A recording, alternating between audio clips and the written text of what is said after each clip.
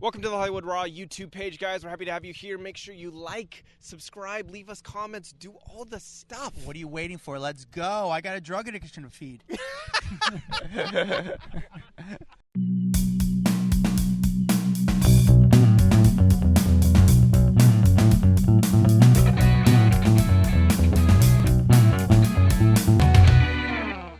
Welcome to the Hollywood Raw podcast. I'm Dax Holt, joined by Adam Glyn, my really good friend. Can I call you that? That's really nice. I know, you're my good friend, buddy. I mean, you don't ever invite me over to your house for like dinner or anything, but I still figure we're still good friends, yeah? Very nice. Yeah. I mean, we're in different sides of the country. Oh, there is that. I'd hang out with you if you're closer. And then when we're together, it's weird, right? It is kind of weird. Like, I'm so used to you on the other side of the screen. Whatever. All right. Anyway, we'll talk about our problems later. But thank you guys for joining us on the Hollywood Raw podcast. Today is our weekly Raw rundown. Get you caught up on everything going on in entertainment news. We like to get you in, out, and we're going to try to do that today because for the last couple of weeks, I think we've dragged on to 50 minutes, an hour to do a freaking rundown. We used to do this in 20 minutes. We're going to try our best to dial it back in. So I'm going to read one review today because we need to go. All right. This review is from CL Curtis 56. Fun pod, 5-star. Heard y'all on Juicy Scoop, and it was so fun. Came over and downloaded a bunch of old episodes, enjoying all the inside scoop. Love it. Thank you. Thank you for taking the time to leave that review. All right, Adam, let's do this. Yes, let's do our top 10 stories of the week, starting with number 10. Dax, what's number 10, Panic at the Disco is ending after nearly 2 decades. They are disbanding. But the problem is, how do you disband a band that's like really just kind of one dude? But Brendon Urie announced that he's going to be taking a break. Basically, his wife is pregnant with their first child, and so he said, "I'm going to bring this chapter of my life to an end and put the focus on and my energy on my family, kind of moving forward." I guess there is kind of like one last tour that they're going to be doing, and it's the post said the band's upcoming European tour for the 2022 album Viva Las Vengeance will be its last. Okay, so he's going to tour Europe and then be done. But I just thought this was funny because he's the only remaining member of Panic at the Disco, like the original members. Everyone else has kind of joined it. So, I mean, and did you really know anyone else besides Brendon Urie from that band? I didn't even know Brendon Urie, but no, I did actually. I knew who Brendon Urie was. It's crazy. You wonder if it's like a business thing. Like, will they just come back out in a few years after the kids kind of get settled and stuff? He was a talented lead singer. He doesn't need the band. Like, he probably owns the rights. That's why it's him. But he's got such a big name. It could just be Brendon Urie. You know what I'm saying? You don't have to split the money. It's just you're famous enough. You've done songs with Taylor Swift. You're good to go, bro. I think he'll be just fine. It is true. He did have a great career. I mean, regardless, he's made enough money.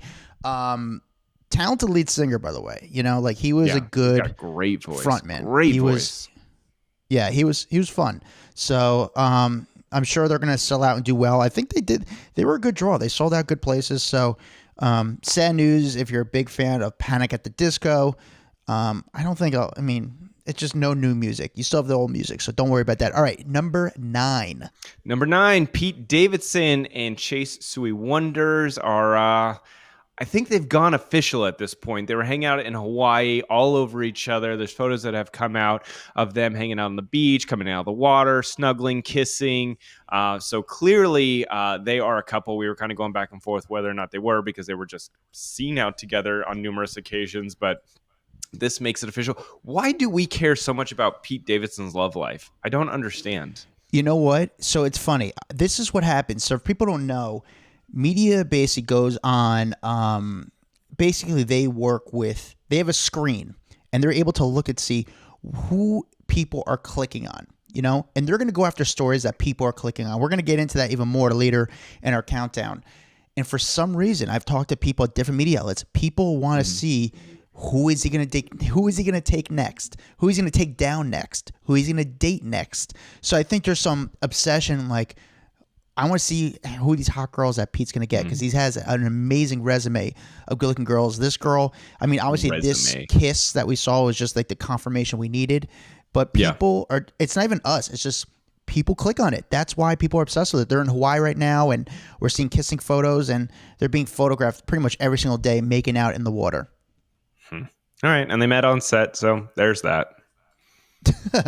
Good for Pique. I mean, honestly, this girl she's very pretty though. She's very like natural looking. Like I kind of dig it. I think it's a good person for Pique because she's not. It's good because she's not crazy famous, and he's dated she's not so many crazy famous. crazy It was getting famous to a people, gross and part then for he's Pique. like, he gets shit on. Yeah. Do you think it was getting gross with him when he was dating two girls that were just hot and too famous? Like it was getting weird. Yeah, but everything about his life is kind of just a little bizarre, but that's why people like him. Speaking of bizarre, let's get to number 8. Oh, God. Here we go again. Try to Chelsea pronounce it. Handler says she didn't know she was on that damn drug that I can't say the name of. And did you see in our Facebook group, like how many people were laughing about us trying to pronounce this stupid weight loss drug? Yeah. Try to say it. Ozempic, whatever the hell it is, the new popular one, the diabetes medication being used to lose weight. I really should have actually read their comments on how to properly pronounce it, and I didn't. I just kind of laughed that they were making fun of us, and now I need it because I still don't know how to pronounce it. But she basically said that she was unknowingly taking the drug, and basically using it. Because her doctor gave it to her. She was on the Call Her Daddy podcast, and she told Alex Cooper that there's an anti-aging doctor that just kind of hands it out to everyone, and she didn't even know she was on it. And you know, this is like the new it drug. It's selling out like crazy. People can't get their hands on it, and I'm like, there's people that have type 2 diabetes that legit need it and can't get their hands on it right now. It's become very trendy though to also talk about it. Like if you go to Daily Mail, there's always a story about the drug. The Today Show this morning was all about the drug. It's just become very newsworthy where people are making it into a bigger deal, and it's become trendy to discuss. But it also, I mean, not to take it away, a lot of people in Hollywood were taking this. I've heard about this drug for months, and it's become very, very like hidden. But again, a lot of people are talking about it, but I guess some people kind of made it more public in the last 2 weeks. It's been the hot drug everyone's been talking about. Some people are saying there's some stories out there. What is the drug called? Tell me the name of the drug. Ozempic.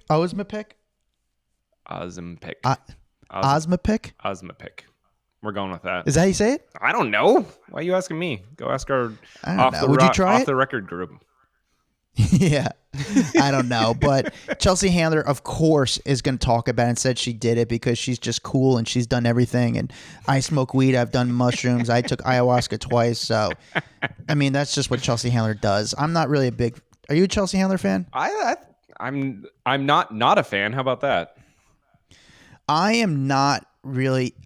It's tough for me to like her, and I don't dislike her.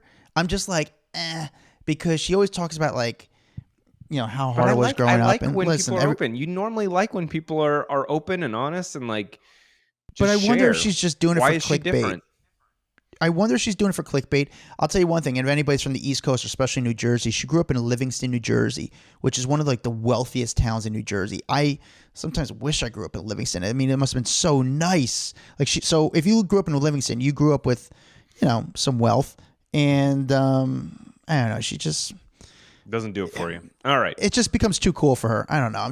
I'm not into it. And yeah. All right. Number 7. Lauren Sanchez, who is Jeff Bezos' girlfriend, talked. She did her first interview since they've been in a relationship together. She did her first interview talking about how they're blending the families together and they're essentially like the Brady Bunch. And not only that, she talked about how they met. No one really knew how Jeff and Lauren met because Lauren was the host of like Good Day LA out here in LA. I used to know her back in the day. I would do hits with her when I was at TMZ. So I had talked to her quite a bit. And then she was doing Extra. And then it was like, oh my God, she's dating Jeff Bezos, and became like a huge name overnight because of her connection with him. But I did not know how they ever met. So she did this interview with WSJ magazine and basically said, you know, on a typical Saturday, they're hanging out, they're having dinner with the kids, which is always fun because you never know what kind of conversations that's going to go around with that many kids. She said, we are the Brady Bunch. I want to say she has 3. Do you remember their numbers? I think she has 3 and he has 4 from previous relationships. And so they have this big blended family. How was she when you used to know her? Was she cool? She's awesome. Was she awesome? Yeah, she's super cool. So here's the thing. So she was also like the helicopter lady out here in LA. And apparently they met because he hired her to fly a helicopter him somewhere. And they met because she was the one flying the helicopter. Isn't that dope? And now she still is flying the helicopter for the family. Like she'll like pilot it and they'll go places. I don't know. That just seems like such a badass thing. And I bet like how sexy is that? You get in the helicopter and it's like this hot lady, you know, with her aviators that is going to fly you around. I could see why he fell for that. Yeah, I mean, listen, she seems very happy. I've seen her around. They both seem very happy. Mm-hmm. When you see her, she doesn't seem like she doesn't hide. You know, which I appreciate. Like she doesn't like cover her face. Like she just owns it, and she always seems like she's smiling. She doesn't, you know, like. Dude, you would like her. She's really cool. She's cool. Yeah, but she also talked about how she didn't make The View. You see that? I did, but I'm not like.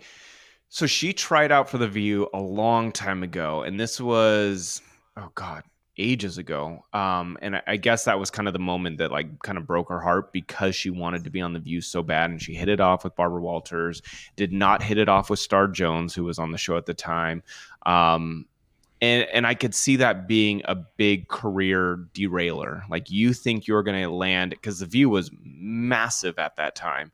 And for her not to get that spot, I could see how she could probably kind of sink down into some depression thinking I'm not good enough if they don't want me on The View, when she was more than qualified to be on that panel.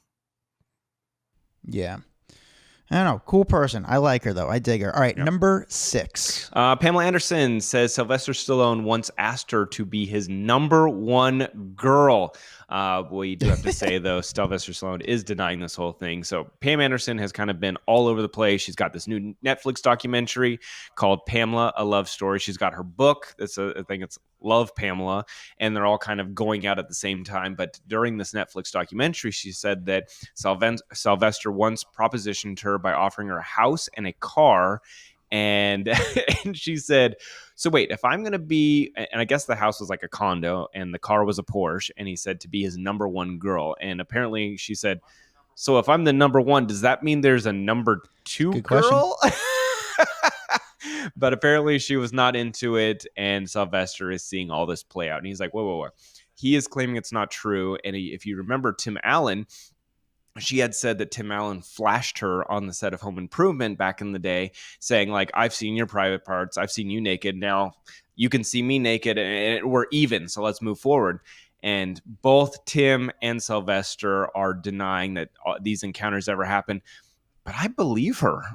I don't think she has anything to lose by airing this stuff out. Yeah. I mean, Pam's saying a lot of stuff. I think Pam's got a lot of stories in her. I don't think you're going to hear all the stories in the book because she just has so many stories from, I mean, airing. She's probably made out. I'm not saying that's me labeling her, but I have to imagine. Careful, Adam. You walk that line. Do not slut shame Pamela Anderson. I would never trust me. I get it. But she just probably has so many stories because she's probably been around and exposed to so much.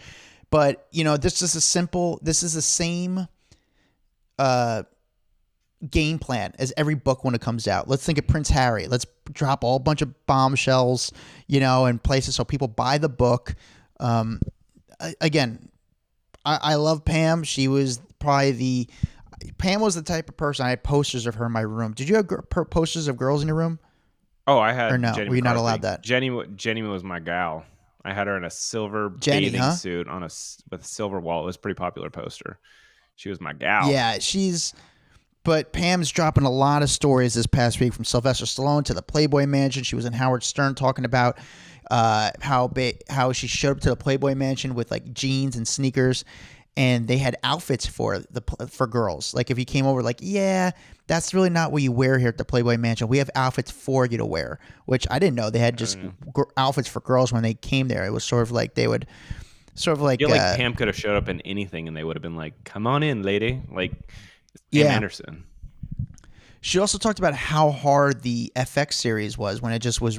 They just did the show on FX with about her and Tommy Lee, and how the tape came out, how it was difficult for her because she had to relive that moment in her life. Yeah. But this book is definitely interesting. I think in the next week we're going to hear more and more stuff that came from this book. I mean, there was like 15 articles about Pam and all these different angles that they were talking about. So lots of news going on with Pam right now.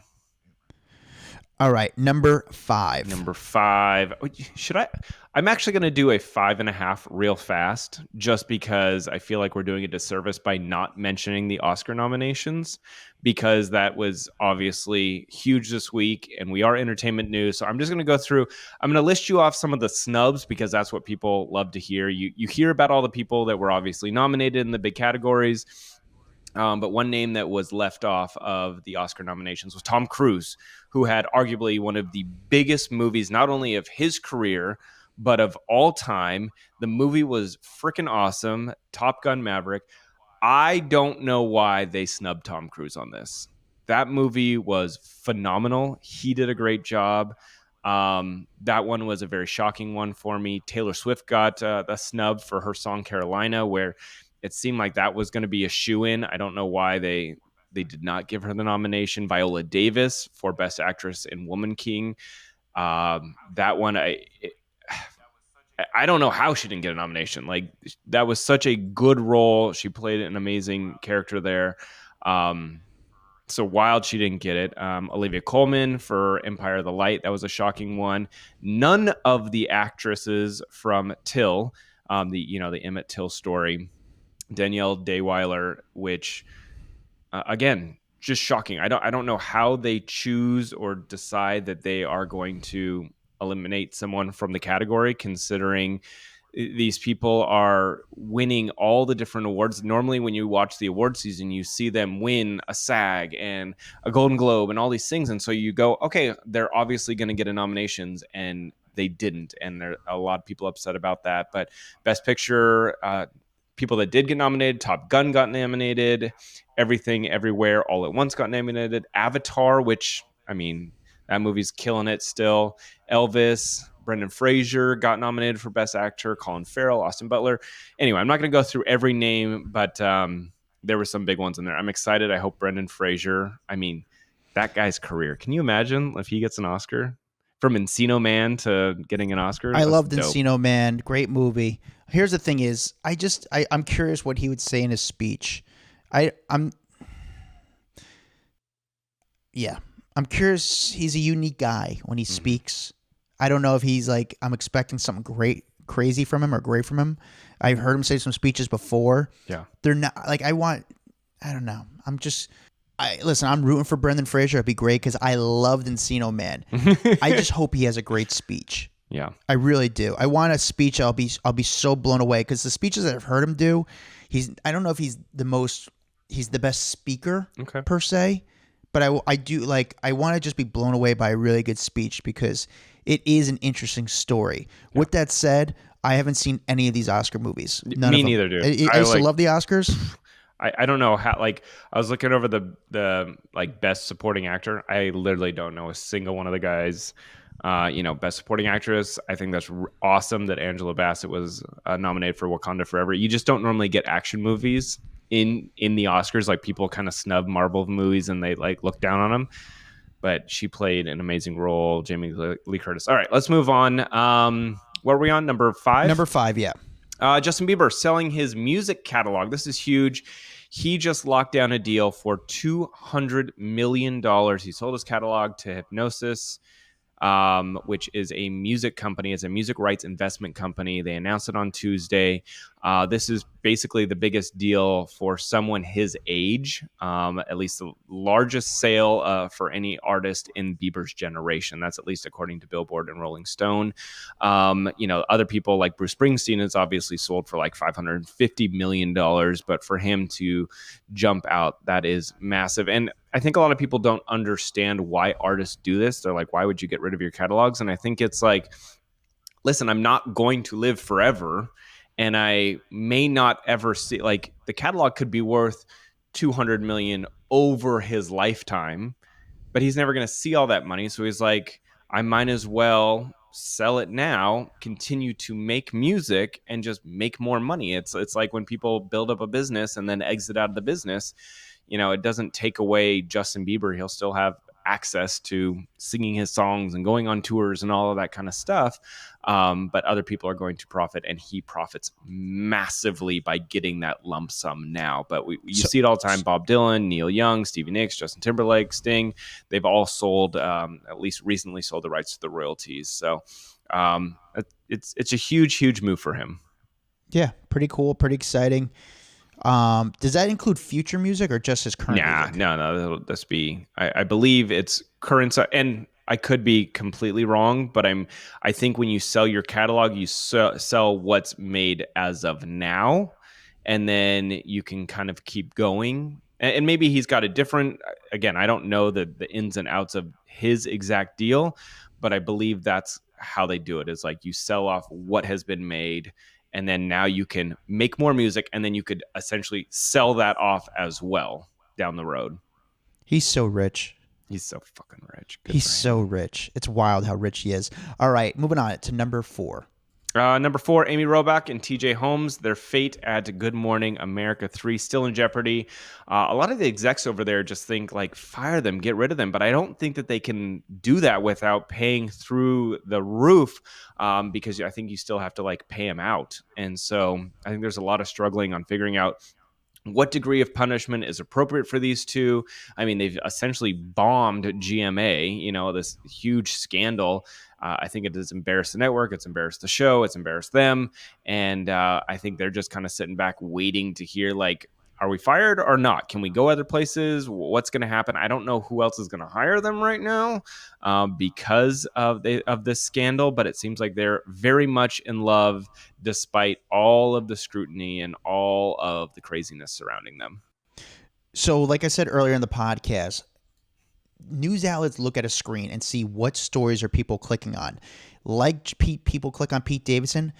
People are obsessed with this story because they're very curious of, like, the inside baseball. And this is a perfect example of inside baseball, because morning TV shows, like these hosts, they have this stigma of living this perfect life, and, their lives are pretty good. But this was some wild stuff, and ABC was caught off guard and embarrassed by this relationship because they didn't know about this. What we do know is that, Amy, what has come out, that Amy was surprised because someone else came forward saying that they had a relationship prior with TJ Holmes. So she was caught off that. Her team almost feels like, from what we're hearing, allegedly, that her team feels like they're getting the short end of the stick because of TJ's actions. Like, he screwed up in the past, and now Amy's kind of getting screwed because of this relationship. But at this point, she has to own the relationship. But right now, they're just trying to figure out the exit plan with them. So she's meeting with her lawyers. The lawyers are talking to ABC, like, okay, how are we going to get paid out? What's the pay structure? Let's just leave. I'm sure there's going to be a non-compete, like, hey, we're going to pay for the rest of your contract. After all this, who's hiring them? It's going to be interesting. Yeah. All right. Yeah, it's going to be pretty wild. We'll see how this handles. All right, number 3, Dex. Number 3, Gisele Bündchen and her trainer Joachim Valente caught riding horses. There's a bunch of photos of them down in Costa Rica on Tuesday. Listen, they look like a couple. They are saying, why do they look like a couple? They're saying it's strictly platonic. I don't know if I'm buying it anymore. I mean, they look like a happy little couple riding horses together. They've spent a lot of time together. He keeps saying, well, I train the kids in, what is it, jiu-jitsu or something like that. But this looks like a romantic little horse ride they're having. It is interesting. When you say it like that, I really don't know. We haven't seen any photos of them being affectionate with each other.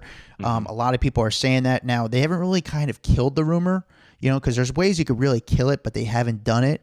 But, like, it's hard to defend, like, who brings their karate instructor on vacation with them because the kids need... Their kid's karate instructor, and then it's like, oh, let's go ride horses, just you and me, no kids.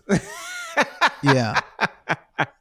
Yeah, I don't know. Unless these photos are deceiving and the kids are somewhere there, but I don't see. And a lot of the agencies don't like taking pictures of kids anyway, so there is a chance. But I didn't even see kids mentioned in any of the stories either. yeah. But they just haven't put out, unless they're just gonna say, you know what, screw it, we're just not gonna even address it. Mm-hmm. But in some ways, like when there's stuff going on and it's kind of detrimental to the family, and they can possibly not, and it's definitely not true, you sort of clear the air and say, look, it's not true. She's single, but she's not dating anybody. Her focus is her children, and they haven't put out like a strong statement. Yeah. Interesting. You know? We'll see how that unfolds. I also Yeah, think but Tom Brady looks like he's doing pretty well. There's some stories about him dating a young girl. Again, we haven't seen photos of them together. I don't know how the story started that Tom Brady has moved on with some girl, but I don't know. It's interesting. Well, let's talk about someone that has moved on. How about that? Yeah, this story is wild. Number two, Gerard Pique going Instagram official with his girlfriend, Clara Chia Marti, I think is how you say her name. This is 7 months after his split from Shakira, and they have been just going super petty with each other. You know, her putting that witch mannequin on her balcony and playing her breakup song so that her mother-in-law, who's her next door neighbor, could hear it. Him kind of like making fun of her music by showing up to practice in some of the cars that she's claimed he is, or I don't know how to explain it, but they've both been petty throughout this whole thing. He then went on Instagram, posted him a picture with him and Clara, and it went wild. The internet like basically broke because of this, and I think it's just his way of saying, see, I am moving on. I don't care what Shakira has to say. I'm over it. What was your thoughts?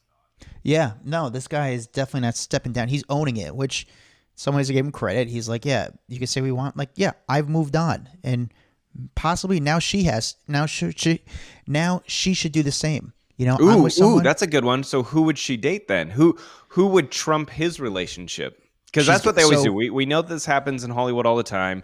One person, you know, there's a big divorce, and then it's like, oh, who is the next person they're going to date so that they could, you know, look better to the public? Who does she date? So you want her because she is beautiful. You want her to date someone great. You want her to date someone. You want her to date someone who's equally good looking. Unfortunately, because it is a business, I could see her going to date Bad Bunny or something like that. You think? I mean, Bad Bunny is huge. He is literally he's probably huge, the but he's not a good looking guy. Singer on the planet right now. Yeah, but he's ugly.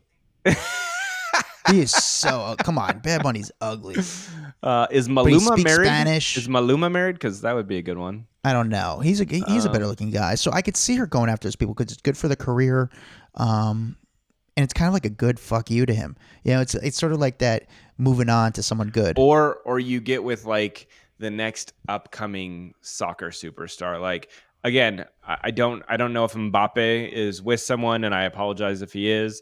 But like getting with Mbappe, like that would break the internet because you're now with the like younger, like super good, talented soccer star. And Gerard is a really good soccer player, but you know what I'm saying? Like that, I feel like would just be like a little dagger to the back. Just don't go with Pete Davidson. Just don't do it. You know, that's the best thing to do. Serious. All right, Dax, the number one story of the week. Number one story of the week is Paris Hilton is a mom. What? Like, where did this come from? I was totally caught off guard when I saw her announcement with a little baby hand saying that they were proud to announce the birth of their child. It looks like she had the baby via surrogate and this little baby boy. We do not know the name as of yet, or at least as of the recording of this episode. But people were going nuts online. A lot of her friends wishing her congratulations. Kris Jenner said congratulations. Chrissy Teigen, Lindsay Lohan, Kim Kardashian, Naomi Campbell. Like everyone was coming out to wish Paris Hilton congratulations, and very excited. I know that she had some IVF struggles for some time, saying that she even went to Kim Kardashian asking for some help and saying who can I use, and it seems like maybe IVF just didn't work either, so they decided to go via surrogate, which good for them.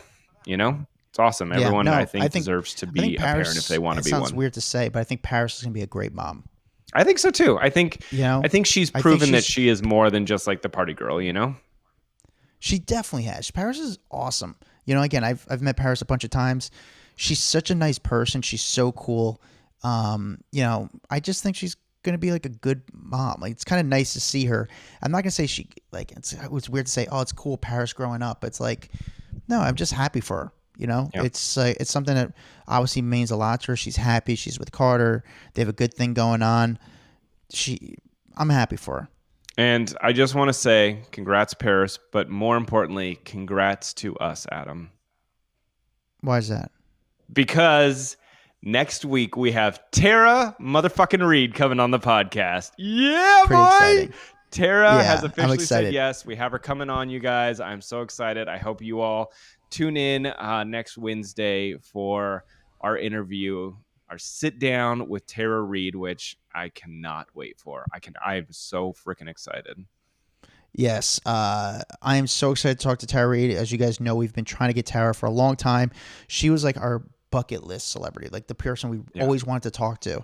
Just because I have so many questions, I'm just so interested in her. I'm fascinated. Her and Tori Spelling. But Tara is just this top of the list for us.